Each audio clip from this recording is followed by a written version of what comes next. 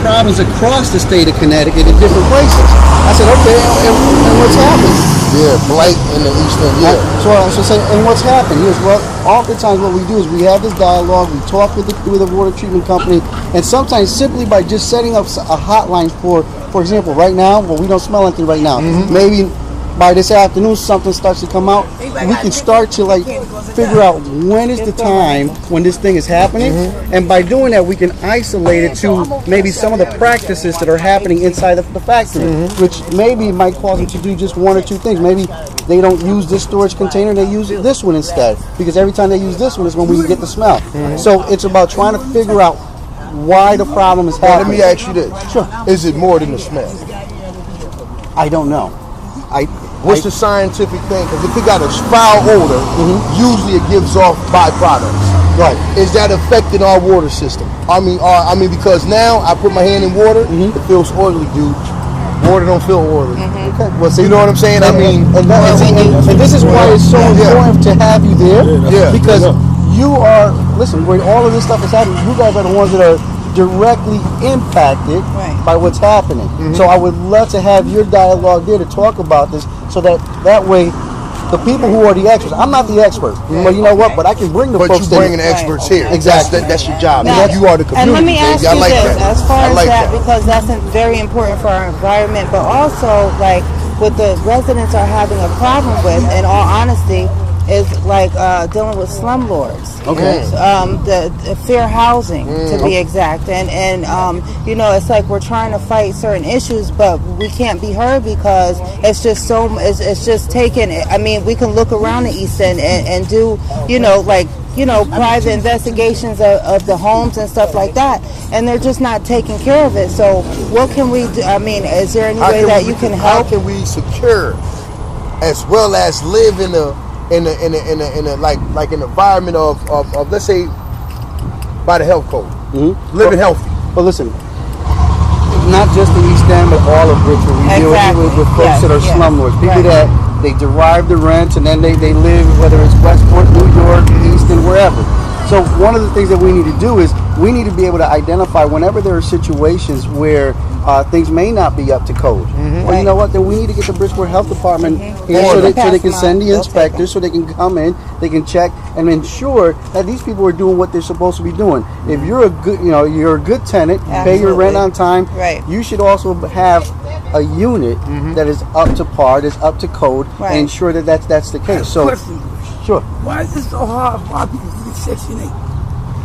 Well, Section 8 is a little bit outside of my hand, but let me explain the Section 8 issue. Section 8 obviously is a federal program. As a state elected official, No, he's explaining to you what together. Section 8 is.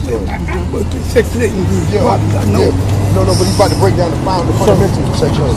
So what happens is, as far as my understanding of Section 8, they take this, everybody that applies for it, they're supposed to be put on this list of individuals that are waiting to be able to get those Section 8 vouchers. Now, one of the things that's happened lately with the sequester of all the monies in Washington, D.C., they've held back a ton of money that's supposed to be coming to us. And as a result, those Section 8 vouchers have not been able to go up because that money has been cut. Shouldn't that be the governor's job to get that money? Well, it's not the state government. Section 8 and HUD, those are federal officers. So what happens? That falls under the purview of our Congressman Jim Himes, of our Senator Blumenthal and Murphy. Now, don't get me wrong. Listen, if there's anything that I can do to try to help along with that, but the fact of the matter, I'm going to tell you, if you call me, she calls me, and he calls me and says, look, I applied for Section 8. I want to know what's up with my... No, but I just want to explain to you a scenario. If all three of you guys call me and say, I put in a Section 8 application, no one's called me, they won't even give me the information because they'll say, we talk. Well, it's not even a mayor's issue. It's a federal. It's a federal government issue where the federal government is the one. The housing authority. That's not a Bridgeport department. In other We words, that have doesn't the fall under senator mayor's office, or doesn't fall under any one of our offices. of Bridgeport, the city of Bridgeport. Sorry? Just giving Well, us it's some in Connecticut, real but New York- information there's a New on York Housing certain things Authority, that there's a New our York Housing Authority. residents Right. So it all, can but do. those are all agencies that fall under the federal government. So in essence, the federal government is what gives them the money and gives them the power to be able to disseminate and distribute that money. Nothing that the state government can do. Listen, I wish I had the power to be able to go in and say, you know what, we ought to be doing this, but I'm trying to come clean and say I have nothing to do with that. Without that, people get poor. You got property. Listen, understood. People don't make that kind of money because of their education. One of the biggest issues that I fight for is about housing and making sure that we keep people housed and making sure that we have enough. Yes, I know. and it's a major issue. And that's why Major we got to issue. continue to provide Come to jail, affordable hold us housing. down and build a casino. Well, unfortunately, the casino issue that wouldn't happen. I'm not selling to the West. You can back that up the water. It doesn't kill that one man. Never happened. I hear you. Well, so let me give you my card. I'd love to continue the conversation.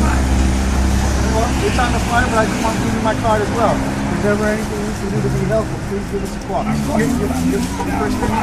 Alan, make some black folks too. Okay, Alan. Papa said. All right, sir. All right, representing. Hey, Representing. All right, Hey, now, representing. what's your name again, bro? Yeah. Andres Ayala. Andres Ayala. And you now, are? this brother's in the streets with the people. This is what political heads need to be doing out here. Right. He's on Stratford Ave on 6th Street, the Yes. street in the hood. That's but right. He's out here trying to find out. He's trying to get the community together. What he can do so that for we his can people. Stop a problem in We're our going city. straight. What else you got to say, brother? You got to give me Well, a closing statement. I appreciate you giving me the time to be able to speak with you, and I hope to be able to see you at the meeting July 16th, where we're going to talk about the issues in relations to the water treatment plant and the foul odors that are emitted from there, and we want the community's input. This is about you having access to the different department agencies in the state of Connecticut to resolve problems. It's about resolving problems. That's That's right. what it is. And you are the senator, State Senator State Andres Senator. Ayala from the 23rd District, Bridgeport and Stratford. Yeah. and there you Hey, have that's it. live, baby. Live. The Alvin and Alvina show continues. Thank you. Look at you guys. Thank you. Yeah, You guys are like real on the spot. I like No, that. yeah, we yeah. got radio That's for what him. we